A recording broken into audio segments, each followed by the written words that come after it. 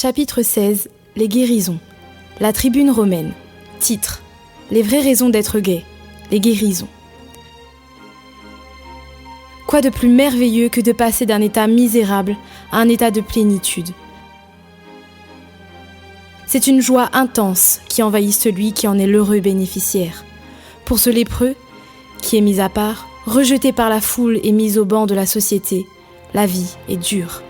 C'est un intouchable écarté par la religion mosaïque qui le considère comme un pécheur et l'oblige à survivre en dehors de la ville, car tout homme malade ou infirme est considéré comme impur pendant tout le temps de sa maladie, c'est-à-dire pendant toute la durée de sa vie.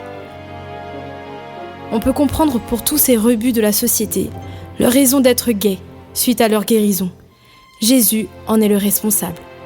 Il étend sa main et sans incantation, il guérit spontanément ce lépreux en 2 mots, « Sois pur ». Quel changement! Il guérit même à distance. Le serviteur du centenier romain, un des nôtres, qui d'ailleurs a impressionné Jésus par à la fois sa foi et par sa notion hiérarchique de l'ordre militaire. Il guérit également en dehors du territoire de Galilée, 2 démoniaques violents habitant dans les tombes.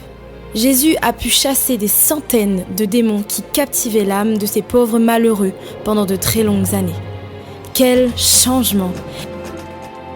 Il guérit des paralytiques dont la vie se résume à la position allongée, leurs muscles trop faibles étant incapables de soutenir le poids de leur corps et de leurs péchés.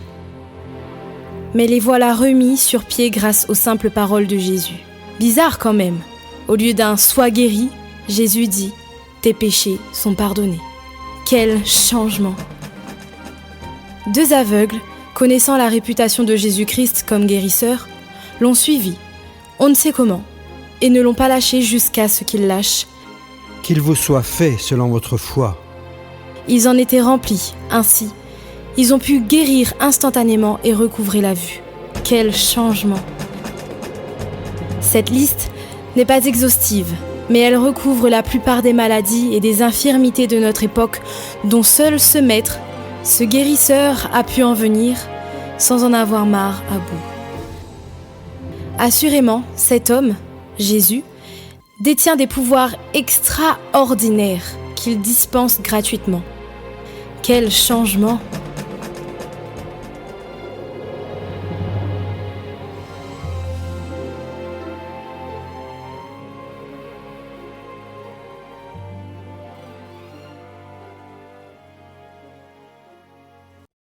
Chapitre 16. Les guérisons.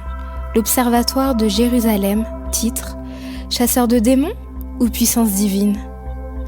Les infirmes et les démoniaques sont légion dans notre pays.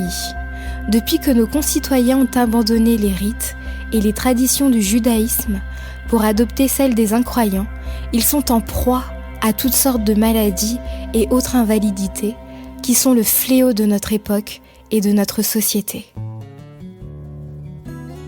La seule ressource de revenus pour ces malheureux, c'est la mendicité. En plus de leur handicap, ils subissent la honte. Ils endurent une vie de misère, victimes de la malédiction, attachés à leur famille de génération en génération. Le péché est collé à leurs membres, à leur âme, résultat de leur décadence. Heureusement pour certains, la solidarité de la famille permet de réduire la souffrance et la solitude, mais n'efface pas le poids contraignant qu'impose tout mouvement et déplacement. Jésus vient anéantir ces fatalités par la puissance de sa parole. Tes péchés sont pardonnés. Il parle aux esprits démoniaques et il les chasse. Voilà un sujet de polémique pour nos pharisiens, qui pense que celui qui chasse les démons ne peut relever que du prince des démons. La réponse de Jésus est pertinente. Tout royaume divisé contre lui-même est dévasté, et toute ville ou toute maison divisée contre elle-même ne peut subsister. Si Satan chasse Satan, il est divisé contre lui-même.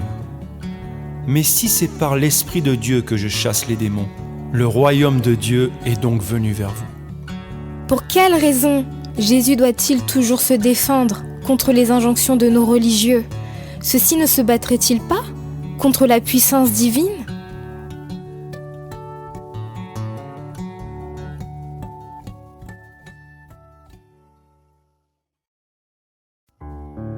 Chapitre 16, les guérisons. L'Étoile du matin titre « Les pleins pouvoirs ».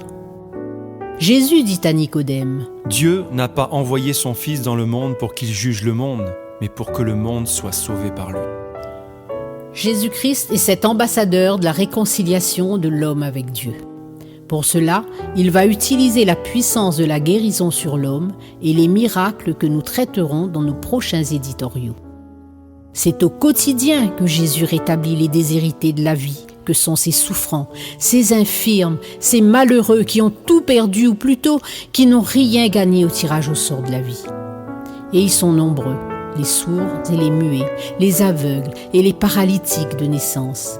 Mais il s'est déplacé aussi pour soulager l'inquiétude, le stress, l'angoisse et la dépression que sont les maladies mentales propres à la nature humaine, devenues esclaves de ce qui a triomphé d'eux. Jésus va s'appliquer chaque jour de sa vie à sauver cette humanité en perdition. Ce médecin du monde est venu évidemment et spécifiquement pour les malades plutôt que pour les bien portants. Il est venu pour réparer les corps et les cœurs brisés par la souffrance et la douleur afin de renouveler leur esprit et leur âme. Le psaume 34 dit « Que les malheureux écoutent et se réjouissent.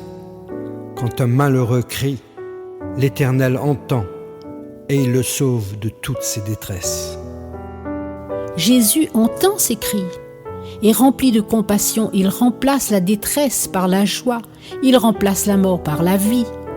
Ce médecin sans frontières raciales, ethniques ou religieuses va éprouver la foi de ceux qui veulent recevoir la guérison. Et ils sont une multitude à vouloir recevoir cette guérison gratuite. Et ils sont nombreux à vouloir rencontrer Jésus, des centaines, des milliers, impossible à répertorier. Nous avons établi un inventaire succinct des lépreux, des paralytiques, des aveugles, des lunatiques, des sourds, des muets, des démoniaques, mais également des gens avides d'argent, des exploiteurs en tout genre, des commerçants malhonnêtes, des gens de mauvaise vie, des péagers, des prostituées. Enfin, tous ceux qui sont prêts à changer leurs habitudes de vie ancrées dans le péché, c'est-à-dire sans Dieu, pour se réconcilier avec lui. La rencontre est explosive, à la hauteur de leurs espérances, car la guérison est la démonstration concrète de la victoire sur la maladie, tout comme l'est la lumière sur les ténèbres. Jésus sauve sans compter pour que ceux qui croient en lui puissent recevoir la vie éternelle. Comme cadeau de bienvenue, comme acompte, Jésus libère ces corps d'humains handicapés par les démons. Il libère les langues liées des muets. Il libère les corps impotents des paralytiques. Il libère les peaux pourries des lépreux. Il libère les yeux sans vie des aveugles. Il libère les captifs mentaux, etc., etc. Il met en application ce pourquoi Dieu l'a envoyé et l'onction qu'il lui a donnée, car Dieu lui a délégué les pleins pouvoirs sur cette terre.